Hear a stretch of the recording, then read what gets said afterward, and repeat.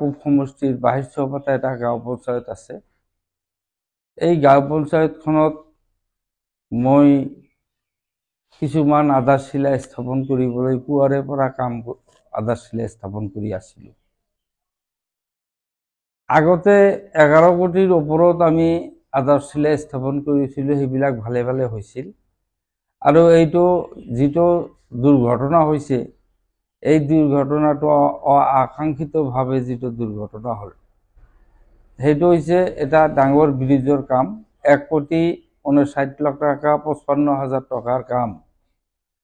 আৰু এই কামটো মই আগতে ডিপাৰ্টমেণ্ট আৰু আমাৰ কণ্ট্ৰাক্টৰজনক কৈছিলোঁ যে এইটো অলপ ভালভাৱে কৰিব, যাতে সেই অঞ্চলৰ জনসাধাৰণে আমাৰ পৰিৱেশটো এনেকৈ কৰিব যাতে তেওঁলোকে ভাল পায়।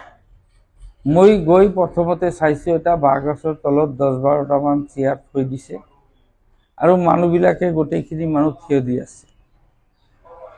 আৰু থিয় দি থকাৰ কাৰণে তেওঁলোকৰ কোনো চেয়াৰো নাই, কোনো তেনেধৰণৰ কোনো ভাল পৰিৱেশৰো তেওঁলোকে ব্যৱস্থা কৰা নাই।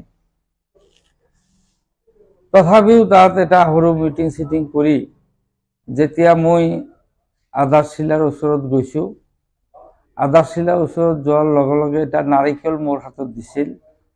সেই নাৰিকলটো ভঙাৰ কাৰণে তাত এডোখৰ শিলো নাই, এটা ইটো নাই। আধা ঘণ্টামান ৰখি থকাৰ পিছত তাৰপিছত মই কৈছোঁ যে এই কামটো কাক দায়িত্ব দিয়া হৈছিল। যিজন ল'ৰাক দায়িত্ব দিছিল, মই চিন্তা কৰিলোঁ এইটো মোৰ দলৰে ল'ৰা হ'ব কিজানি।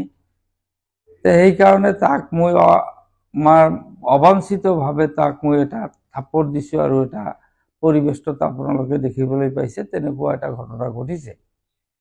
গতিকে মই একচুৱেলি ৰাজহুৱা ঠাইত তেনেকুৱা ঘটনা কৰাটো ঠিক নাছিল, কিন্তু পৰিৱেশে মোক বাধ্য কৰাইছিল। গতিকে যিখিনি ঘটনা হৈছে, মই সমূহ অসমবাসী তথা আমাৰ বিলেচিপাৰা জনসাধাৰণৰ ওচৰত মই ক্ষমা বিচাৰিছোঁ যে মোৰ তৰফৰ পৰা এনেকুৱা ঘটনা মোৰ জীৱনত কোনোদিন ঘটা নাছিল, তথাপিও এনেকুৱা এটা ঘটনা ঘটি গ'ল।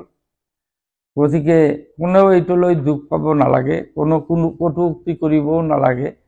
ইয়াত কোনো জাতি ভেদৰ কথা নাছিল। বাহিৰচৌপাতা অঞ্চলত কোনো ধৰণৰ গোটেইখিনি আমি একে জনজাতিৰ মানুহে আছিলোঁ, একে জাতিৰ মানুহ। গতিকে তাত হয়তো কোনোবাই ক'ব যে এইটো আমাৰ দলৰ বা আমাৰ সংগঠনৰ মানুহক অত্যাচাৰ কৰা হৈছে বা আমাৰ ৰাজনৈতিক দলৰ মানুহক তেনেকৈ অত্যাচাৰ কৰা হৈছে, তেনেকুৱা কোনো ঘটনা নাছিল। এইটো একেবাৰে মোৰ দলৰ হিচাপে মই তাত যিখিনি শাসন কৰিব লাগিছিল সেই শাসনটো কৰা হৈছিল, কিন্তু এইটো পৰিৱেশটো তাত গৈ বেলেগ হোৱাৰ কাৰণে মই গোটেই অসমবাসীৰ ওচৰত ক্ষমা প্ৰাৰ্থী। ধন্যবাদ।